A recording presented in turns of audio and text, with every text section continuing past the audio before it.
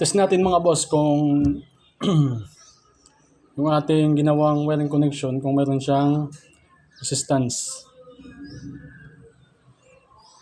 Check natin sa continuity. Check natin kung may resistance siya mga boss.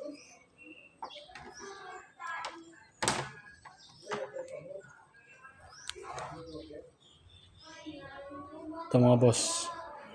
Yung kanyang test probe, i-connect lang natin sa kanyang plug.